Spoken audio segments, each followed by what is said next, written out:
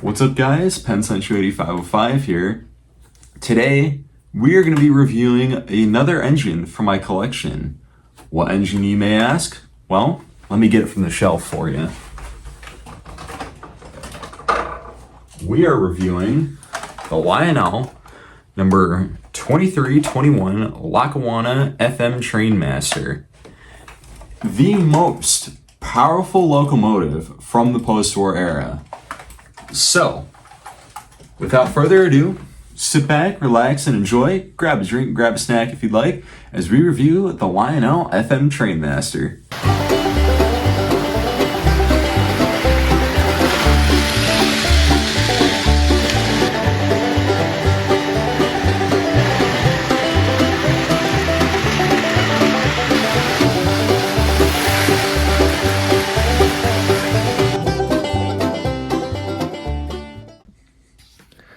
So, I'm not just going to be talking about the engine itself. I'm actually going to be talking about one of these sets that it actually came in.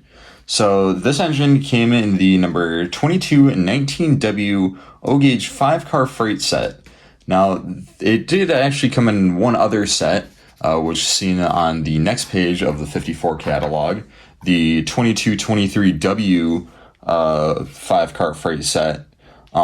Which was a little more expensive, but today we're going to be focusing on the cheaper version just because I have everything for that set. A little side note, the 2321 Fairbanks Morse was actually first released in 1954, and it was a bit of a big deal for Lionel. I mean, it was a big deal enough for them to put it on the front cover of the 54 catalog, as you can see. So, anyway, the train's on the track. Let's take a look at all of it. Alright, like I said in the intro, this is the number 2321 Lackawanna FM Trainmaster. There were two versions of this engine made. This is the more common version with the gray roof. The slightly more rare version has the maroon roof, but I still think it looks great overall. It's based off of the Fairbanks Morse H24-66 quote-unquote Trainmaster, and yeah, this particular model was made between 1954 and 1956, and yeah, it is a great looking engine. So now, I used to prefer to run this engine short hood forward, but now, kind of looking at it and seeing that in the catalog, it's intended to be a long hood forward engine, I'm going to start running it long hood forward from now on. But anyway, yeah, let's take a look at all the details on this engine.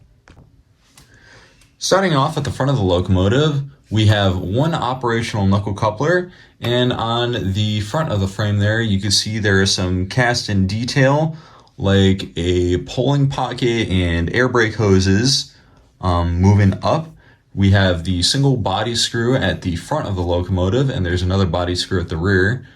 You have some more cast-in detailing up front. You have a separately applied metal handrail up front here, and that is also kind of part of the walkway. Behind the handrail, you can kind of see the decal for the Lackawanna Railroad logo. Then up top, the headlight, Mars light, number boards, and marker lights are all lit up by a single bulb on the inside of the locomotive. Moving down the side of the locomotive, as you can see, there's a lot of beautifully cast-in detail. These vents here are actually see-through. You have a Fairbanks Morse logo, the start of the metal handrail that goes along the side of the locomotive. You got the Built by Lionel logo there, and you got the start of this yellow stripe here. And as well, you could see the die-cast metal trucks here, and they are detailed quite nicely as well. And the trucks are six-wheel trucks. The front two sets of wheels have flanges, and then the rear set of wheels is blind, meaning that there are no flanges on that set of wheels. And you can also see some more detail underneath here as well. Moving down the side of the locomotive, there you can see the Lackawanna name. There is what's supposed to be the fuel tank. You got the other truck here, again, beautifully detailed, just like the front truck. The locomotive number 2321. You got some more yellow striping along with the maroon striping that goes down the side of the locomotive. You got the cab here and a separately applied horn on this side, and there's another one on the other side of the locomotive. There's the end of that first separately applied metal handrail, and there's another one just behind the cab on the short hood. And as well, I forgot to mention on the front, there are steps on the front and rear of the locomotive. And on the rear of the locomotive, it's the exact same deal as the front of the locomotive, except this is just the short hood instead of the long hood. And there's that other horn right there. Moving up top on the locomotive, there's not a whole lot of detail up on the roof here. We got the radiator vents, which again are see-through. You also have two exhaust stacks here. You have another, I want to say this is for head-end power here, and then some other details cast into the body on the roof there. And looking underneath the locomotive, despite the size of this locomotive, it actually only has two pickup rollers, one per truck. In the middle here, we have the cover for the D-size battery to be used with the horn. There is also the E-unit lockout lever hidden right here. And then you also have the two huge uncoupling tabs for the couplers. Next up is the first freight car on this set. This is the number 6456 Lehigh Valley Hopper. This one is the version that is gray with the red lettering, which I actually really like the look of this car a lot. It is cast in, I think, a black plastic and then painted gray. As you can see, a lot of the paint is starting to chip off on this car, but that's okay. It's got die-cast metal trucks with operational knuckle couplers on both ends of the car, as well as some separately applied metal steps at each corner of the car. You got a lot of beautifully cast-in detail with the rivet detail, the hatches, the ladders, and everything. And there's also a separately applied metal brake wheel at one end of the car, and it looks quite nice. A goofy little side note, this car is actually really easy to balance on one side. Yeah, kind of funny.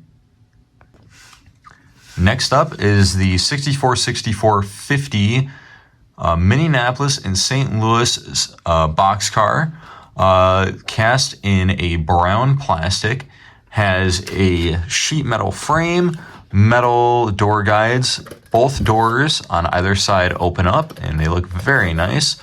You got all the white lettering, which all looks very crisp and clean. You have a body screw on one end, and you also have die-cast metal trucks with operating knuckle couplers on both ends, and as well as a separately applied metal brake wheel.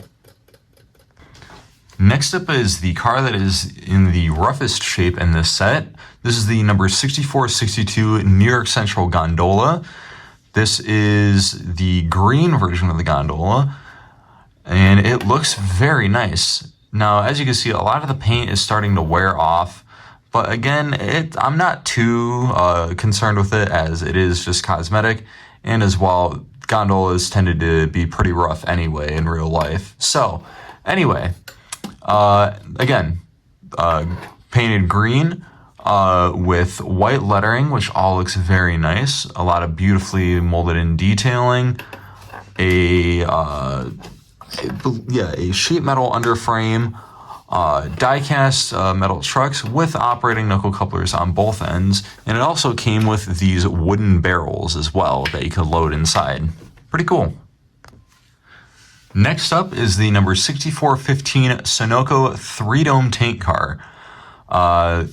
It is a plastic body that is painted silver with the Sonokco logo stamped on the side and a bunch of black lettering for all the car information and whatnot.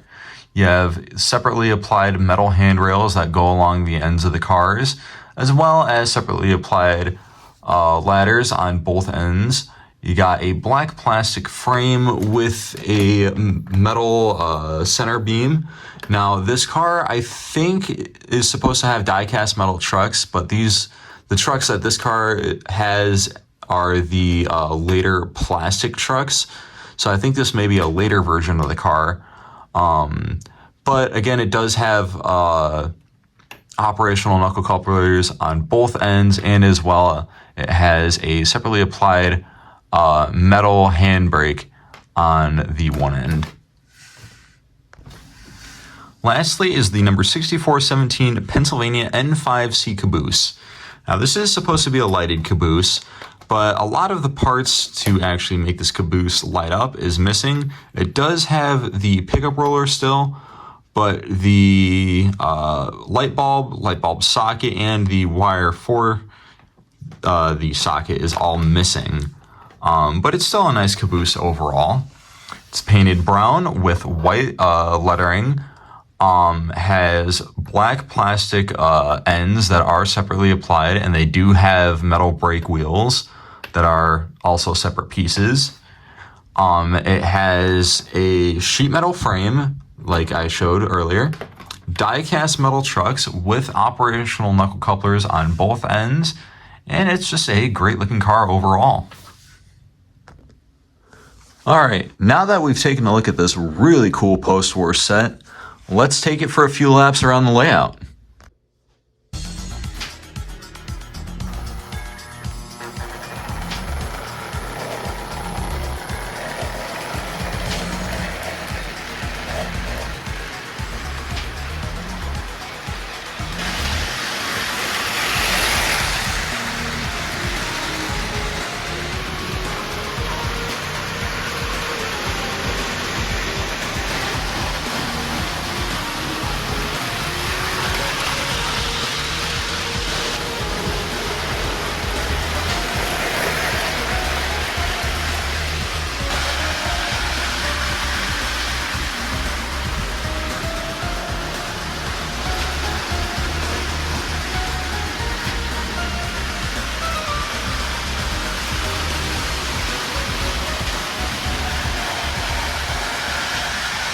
There you have it, folks. Honestly, I think this is a really cool set. I love these old post-war era sets. Now, I will say, I did not get this all at one time as a set. I got this I kind of acquired the stuff over the years, or me and my grandpa acquired the stuff over the years. And when I was looking for ideas for a video, I saw that I have everything for this set in the catalog. So I was like, you know what? I might as well recreate the set. And yeah, if you guys would want to see me do more stuff like this, where I recreate sets from catalogs and review them, let me know. And I'll do another one, because I've looked through the catalogs before. I've done stuff like this. There's plenty of post-war sets that I can recreate. Yeah, if you liked what you saw, make sure to leave a like and comment down below what you thought. If you want to see more of what I do, make sure to subscribe and hit that bell icon so you always get notified when I put out a new video. As well, if you know of anybody who may like this video, share it with them. And with that, I hope you all have a wonderful day. This is going to be Pen Central 8505 out.